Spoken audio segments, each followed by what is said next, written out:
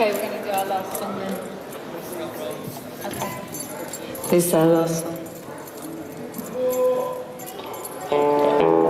We were first on tonight, so we were like the sound check for everybody else, so I hope that was okay. Thank you for having us.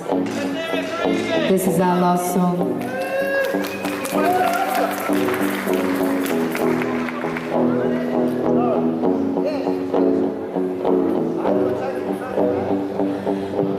Thank you, Paul, for inviting us down here. Thank you for everyone for having us. We're playing in Hoxton on Thursday and at the Islington Academy in October.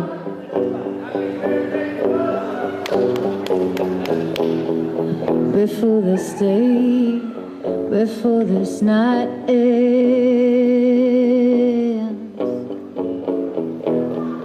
before this crowd bear witness to myself,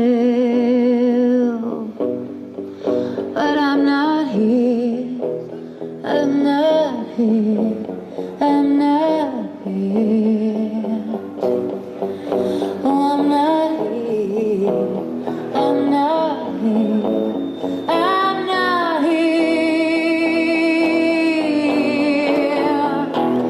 'Cause every day, just like the rest, like the one that passed before.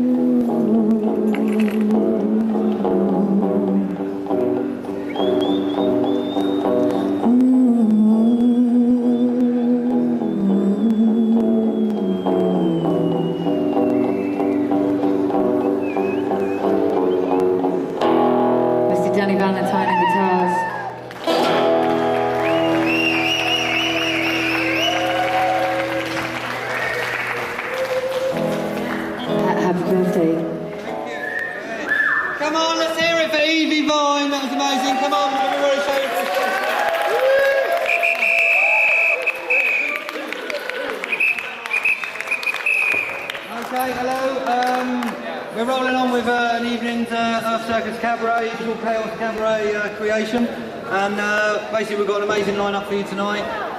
I'd like to introduce my co-host Paradox, who's going to share a little bit of his magical words with you. And then I think he's going to introduce Sarah coming up. So let's hear it. It's our 1-year birthday party for the Circle Community Centre. Everyone come back now for year 2. We'll say some more about that later. We'll give you Paradox. Hello. Hello. Yes, I'm Paradox, and it's a ridiculous name to give yourself, but I gave it to myself, and so I tend to make excuses and put them in the forms of poems. So here's a poem, my poetic excuse for calling myself Paradox, and it's called What's My Name? You see, order arises from chaos and creation comes from destruction. So I go slow, slow, quick, quick, slow, and mold the flow through interruption. I harmonise through disruption, deconstruct through construction. With my Dyson-like power suction, I'm a flipping lyrical eruption. Goes a sound of silence, indescribable peaceful violence. My elegant poetical styling send the crowd wild, and while my eyes fill with tearful smiles, I fill to the brim with forgiving vengeance, never passing sentence, because I get revenge by sending love to my enemies. You've got compassion constipation? How'd you like them enemies? My name is, my name is, my name is. Paradox. My name is. My name is. My name is. Paradox. You see, when I'm writing a poem, I like to get the poem to write me. To put my stamp on it, I have to get myself out of the way, you see. Subversively, there's more to me than meets the eye ordinarily. If I inspire you, it's because you inspire me. You see, paradoxically, I'm not this, or that, or either. I'm something else entirely. To be or not to be, that's not enough option for me. What about the opportunity to be free? Absolutely, you little beauty. You see, if you think dualistically, you'll never figure me out. You'll never get to see what the mystery of life is all about. So you'll probably live in misery, anxiety, and doubt until paradox comes to remind you that the way in is the way out. My name is my name is my name is Paradox.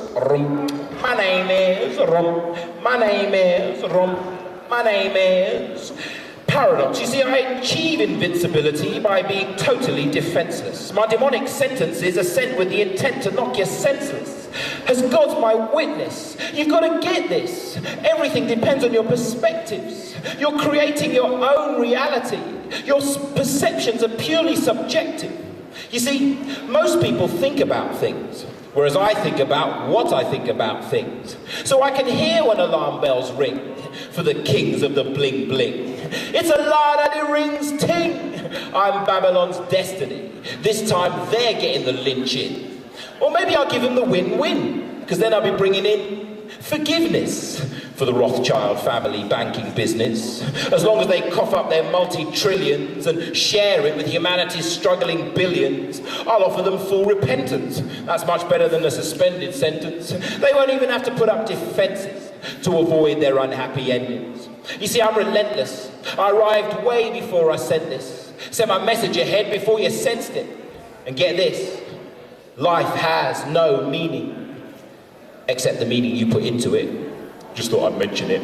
Because in here is out there. So we're nowhere in particular. Divergent and parallel, whilst at the same time perpendicular. Holy moly, is there any more baloney from the one and only lyrical trickster? Well, now you know that you don't know. My job's done. I fixed you.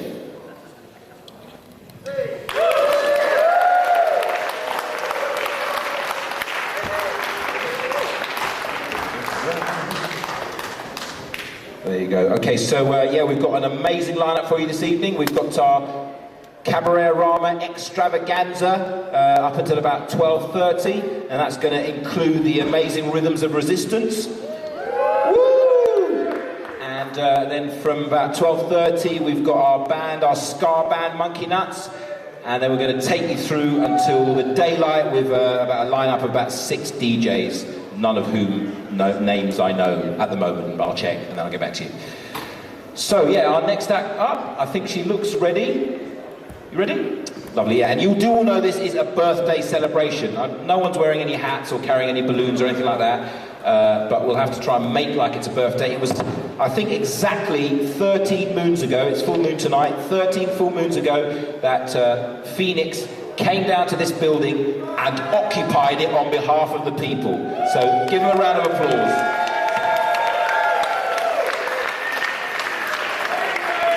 And please keep the applause going for Sarah.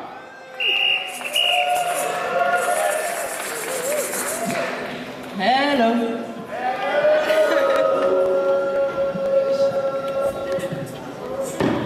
Hang on.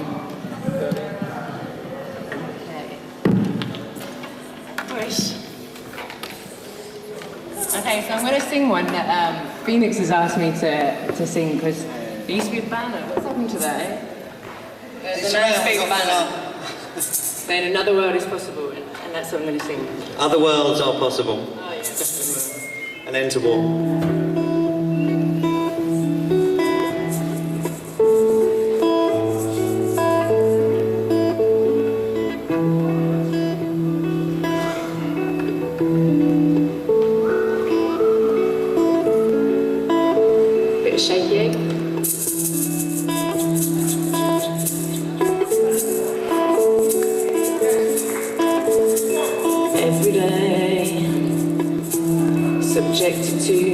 fighting every day. We see the news tightening, people all around dropping like flies. Those who realize it don't have to be like this. Please fuck those who give our dreams the kiss of death. The foul smelling breath, the system I grew up in. But where to begin? I don't mean to be sounding pessimistic. People keep saying, Sarah, get realistic.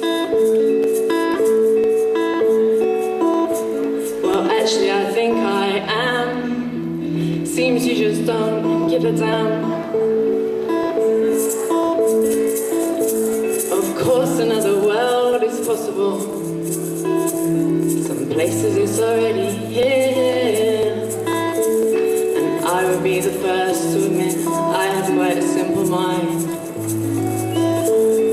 accompanied with a deep love of humankind. I can see you're not happy, that makes me sad, but please believe me, don't have to be this bad. I'm asking you for help and an open mind. Come join with us and you will find, of course another world is possible. Places it's already here. It's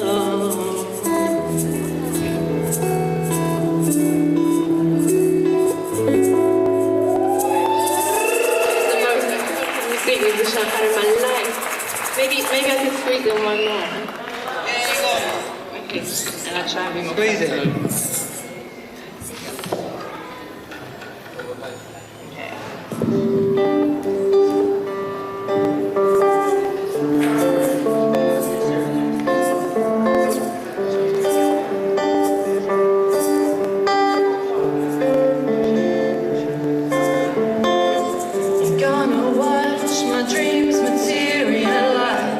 Before your very, very eyes, see reality's hidden behind this dark, dark, dark disguise. They're feeding us with lies, so we don't get too affected by the cries that they're getting fat as they slice up their pies so fat they don't know where they're at.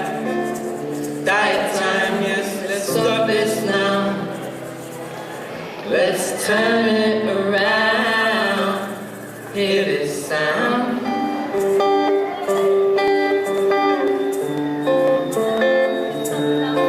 It says, hello, hello, I'm the sound of freedom. Hello, hello, this is the voice of reason.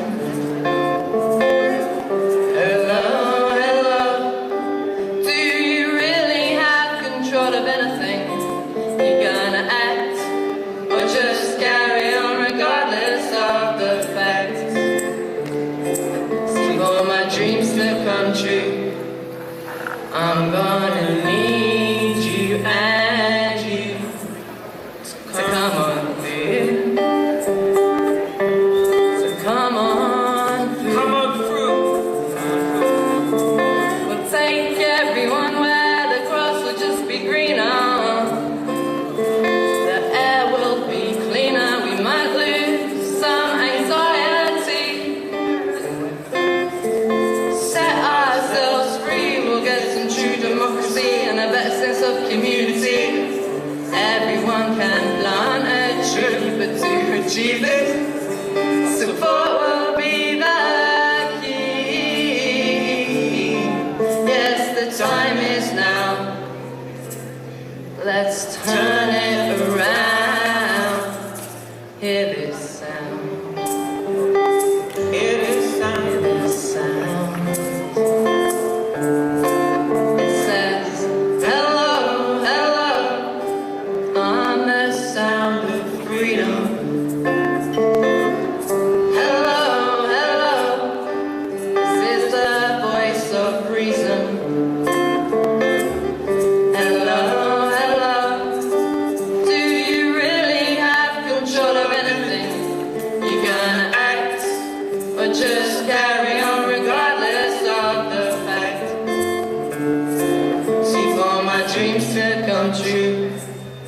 I'm gonna need you and you to come on through.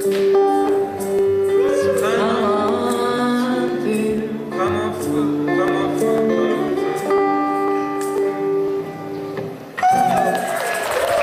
Thank you very much, Rob. Much appreciated. Thank you. Give it up for Sarah!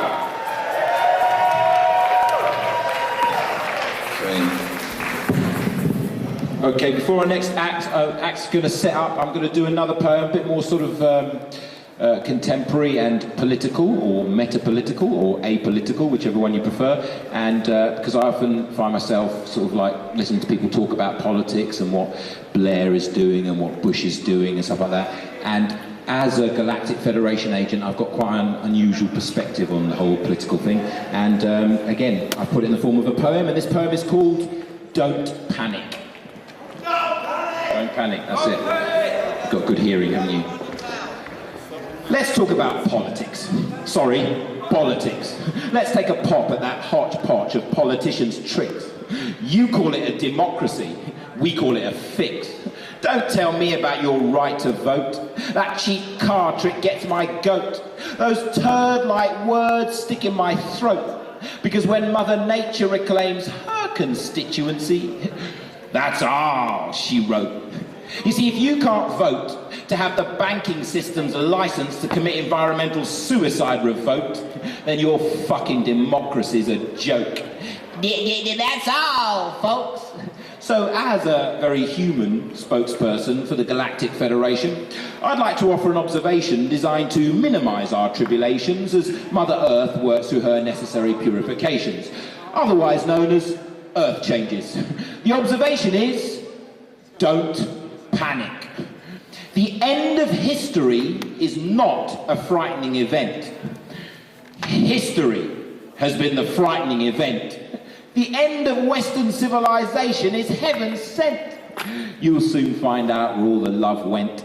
You see, prior to what you call history, i.e. prior to Babylon, circa 3100 BC, humanity didn't feel the need to chop down trees to graze cattle, and we didn't feel the need to train specialist killers to send into battle. Mainly because we didn't systematically conquer and enslave our neighbours. We kind of figured making other people hate us in the long run wasn't going to do us any favours. We were lovers, not haters. And we didn't want to go to war to build empires where 99% of the people suffered so the other 1% could have a ball. We were smart enough to realise that eventually all empires must fall. We just didn't have the gall to treat the fucking planet like a football. All in all, we lived in relative harmony before Babylon's priests destroyed the matriarchy by turning the 13 moons into the artificial 12-month, 60-minute timing frequency. So we'd all lose our telepathy and most of our empathy and try to compensate by beginning to think politically and to act imperially, intoxicated by myths of superiority and promises of glory, created cunningly by a needy, greedy, seedy, priestly patriarchy. Just like we are now in the 21st century, living in a man-made pseudo-Christian media world ruled by other people's money, where the priests of banking play a game called Squeeze the Dummy. Squeeze him till he bleeds and screams out, "Mummy!" Guess what? Not mean money. I don't use the Vatican's calendar. No sirree. I'm in tune with the 13 moon frequency. So I've reclaimed my telepathy and I don't accept usury. No bankers using me. See, I don't pay for credit and I don't pay the banker's tax. I'm a Galactic Federation agent. I know the facts. It's all an act. You've all been jacked. You've all been sidetracked by the deliberate creation of lack. The treasury ought to be sacked. But don't panic. The Galactic Federation's got your back.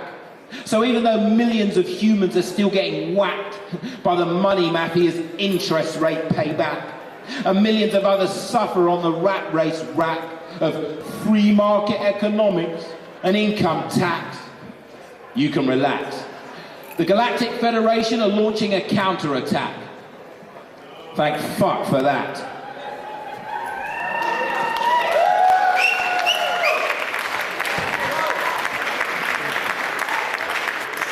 So that's what I've got to say about politics. It's politics.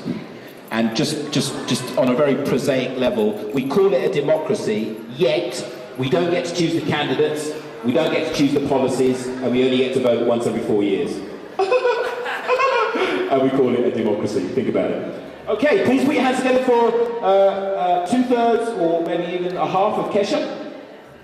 Yeah, half or 2/3 of Kesha, otherwise known as Azzy and Gilbert.